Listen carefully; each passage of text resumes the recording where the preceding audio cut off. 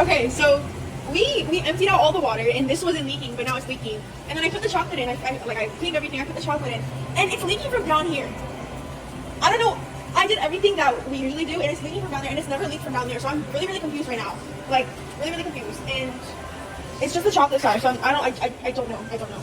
Have you ever had to deal with a problem like this? If so, we're going to walk you through it. I'm Chu with Electro Southeast, and today we're going to be talking about rear seals.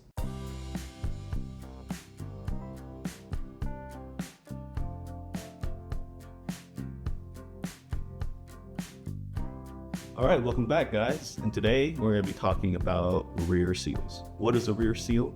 The rear seal is the part on your ice cream machine that seals off the ice cream inside your cylinder so it doesn't go out the back. So to show you usually what it looks like, this is your auger, and your rear seal usually fits on like that. And when it slides inside the machine, it hits a wall to keep all your ice cream goodness inside in the cylinder and not leak out the back. The two most common causes of this is usually lack of lubrication, or just you got to replace your seal because it's worn out.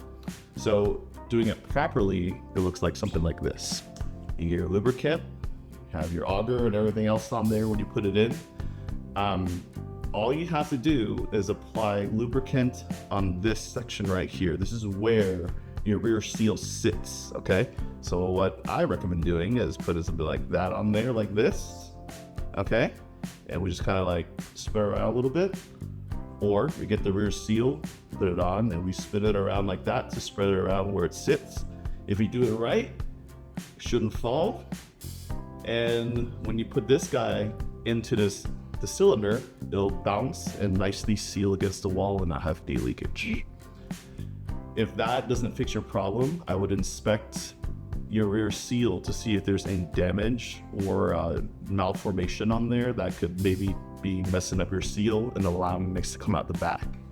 So for some examples, if you're looking at a good seal, this is usually what it looks like. It's nice and rounded, there's no damage or anything on that, no cuts, no rips. This is a good seal. If you overuse your seals, you might run into a situation where you're stuck in that. Let's see how flat that is compared to that. So once this happens, it no longer will touch the rear and seal as it should, okay? If you have a pressurized machine, there's also a chance that the O-ring inside maybe is worn out, and maybe replacing that, if this is good, might get you through. If not, we just order a new rear seal for your pressurized machine and you'll be fine. Keep in mind, machines that are gravity fed do not have the O-ring inside, as there is no pressure in the cylinder. Other examples to look for is tear. So this one is very obvious. You can see how if that's torn, no matter what you lubricate it with, it's just gonna blow right through the back. And we do offer both sides. So if you're in an emergency and this goes bad and this is good, just flip it over, have this against the wall on the inside, and it should get you through. But definitely order new ones.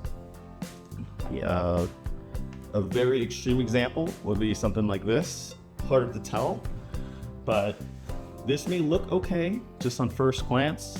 But if you get very, very heavy wear on it, what you're gonna notice is on a good seal, this is all flat. That means it's making good contact on your auger and closing where it needs to be.